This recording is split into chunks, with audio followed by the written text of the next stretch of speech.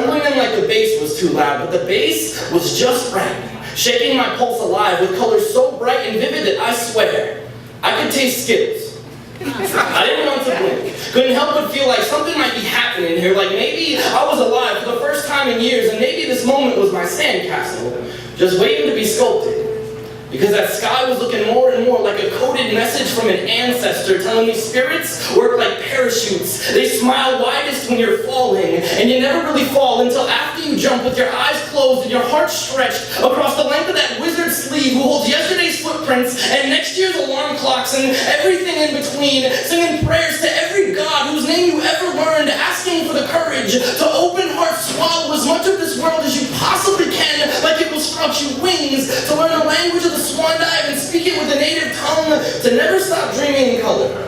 Because in this expanding universe, even midnight is out reaching for stars, and there are stars inside of my darkness to say that everyone who ever learned to swan dive had to belly flop first and swim back to the shallow end with their egos broken and their bellies bruising, and decide to try again, to grab life by the horn section and play it like Charlie Parker said, God was music.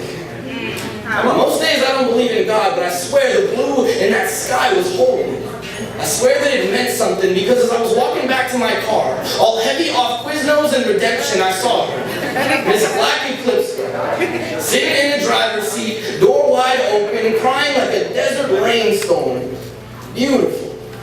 And I knew that she was none of my business, but I wanted to say something. I wanted to say, Miss Black Eclipse girl, I know that I don't know you. And most days, I am an atheist, but today, I believe that God is oil painting the sky in shades of redemption, and I'm trying to listen to the heart thump in the windows between my cowlicked hair and broken nose, and my lunch break is almost up, so consider this my purple-bellied swan dive. I can be late if you feel like talking.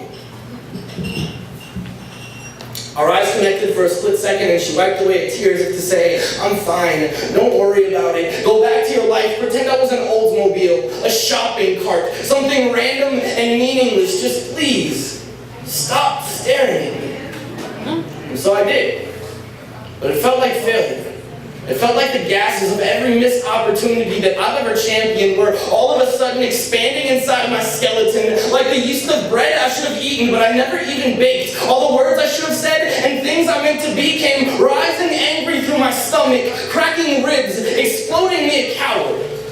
All the way back to that first time in second grade when Kimberly Hudson smiled politely at me and asked if I would kiss her. And I laughed because I was nervous. But she cried and never spoke to me again. And with this blue sky, I drove back to work feeling like life is full of chances that we just don't take, in moments far too heavy to understand until they've been etched into the skin of history. When I got back to work, I stared up at the sky and noticed that it was ordinary once again. Thank you.